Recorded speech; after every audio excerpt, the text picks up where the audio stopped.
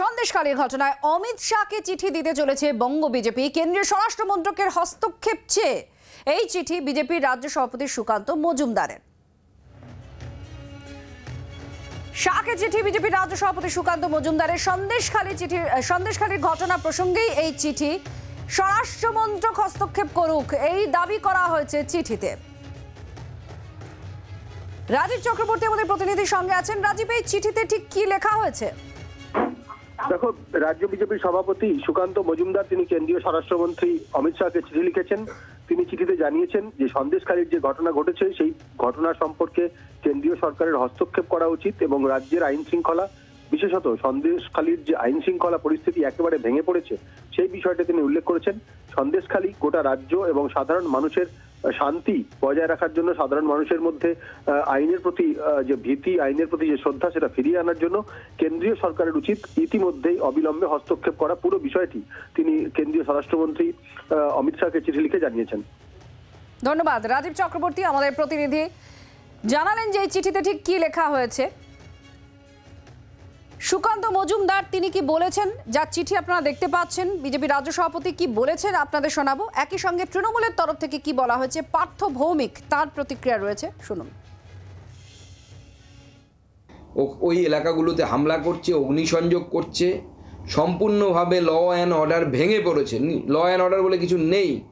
জঙ্গলে যেরকম জঙ্গল রাজ চলে সেরকম জঙ্গল রাজ চলছে এই মুহূর্তে সন্দেশখালীতে।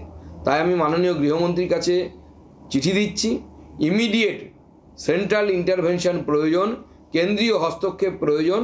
নাহলে ভারতীয় সংবিধান ভারতবর্ষের নাগরিকদেরকে, বিশেষত এসটিদের উপর যেভাবে অত্যাচার হচ্ছে, শিডিউল্ড ট্রাইবদের উপর যেভাবে অত্যাচার হচ্ছে, ভারতীয় সংবিধান সম্পূর্ণভাবে উল্লঙ্ঘিত হচ্ছে এবং ভারতীয় সংবিধান যে অধিকার দিয়েছে এই শিডিউল্ড ট্রাইবদেরকে, সেই অধিকার এবং মানব অধিকারের হরণ হচ্ছে।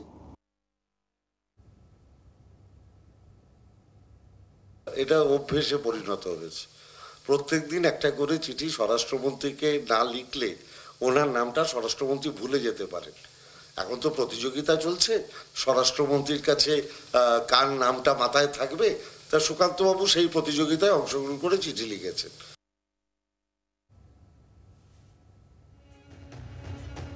অমিত শাহকে চিঠি লিখেছেন বিজেপির রাজ্য সভাপতি সুকান্ত মজুমদার। সন্দেশখালীর ঘটনায় হস্তক্ষেপের আর্জি করা হয়েছে, তাতেই সুকান্ত মজুমদারের বক্তব্য আপনাদের শোনালাম।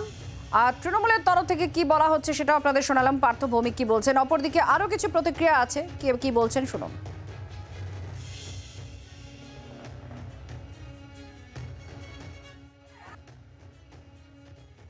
পুঞ্জীভূত জনরোষ আছড়ে পড়েছে আজকে সন্দেশখালীর বিভিন্ন দ্বীপে।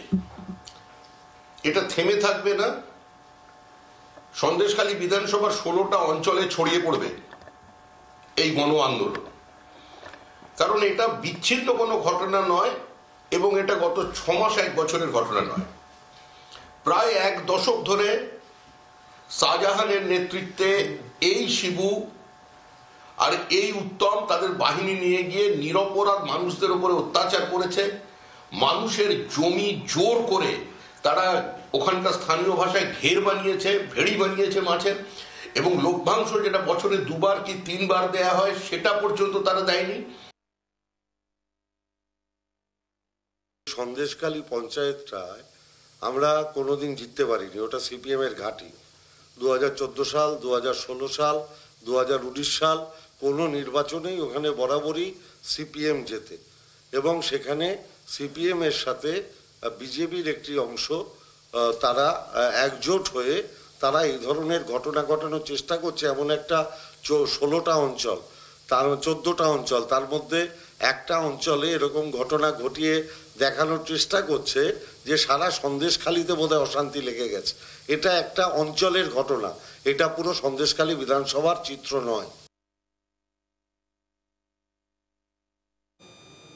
ওখানে বিশেষ করে দুষ্কৃতীরা বুঝে গেছে যে আমাদের রাজত্ব। শাহজাহান যখন সেক্ষেত্রে ইডির তল্লাশি, তার আগেই আক্রান্ত হয়েছে, সাংবাদিকরা আক্রান্ত হয়েছে, পুলিশ আক্রমণকারীদের পাশে দাঁড়িয়েছে, আক্রান্ত পাশে দাঁড়ায়নি, সংবাদ মাধ্যমের পাশে দাঁড়ায়নি। কেউ পার পাবে না, যা হচ্ছে এটা কেউ পার পাবে না। পুলিশ যত ওস্তাদি করবে, যত অসভ্যতা করবে, তত তৃণমূলের দুষ্কৃতির সঙ্গে সঙ্গে পুলিশের বিরুদ্ধেও কিন্তু মানুষের রাগ ক্রমশ বাড়বে।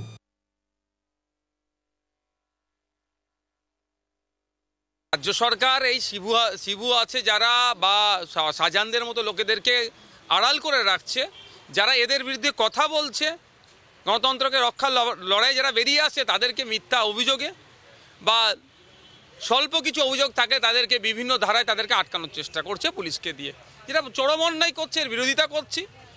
রাজ্য সরকার যদি মনে করে এই মিথ্যা কেস দিয়ে ভয় দেখিয়ে চমকেই মানুষের যে বলার সাহস পাচ্ছে, সাহসটাকে ভেঙে দেবে, এটা ভুল হবে। সমগ্র রাজ্যের মানুষ আজকে দেখছে কি হচ্ছে সন্দেশখালীতে। আগামী দিনে রাজ্যের বিভিন্ন জায়গায় এই ধরনের ঘটনা ঘটবে, দায়ভার কিন্তু তাহলে রাজ্য সরকারকে নিতে হবে। বাংলার আওয়াজ, বাঙালির আবেগ, জি 24 ঘন্টা।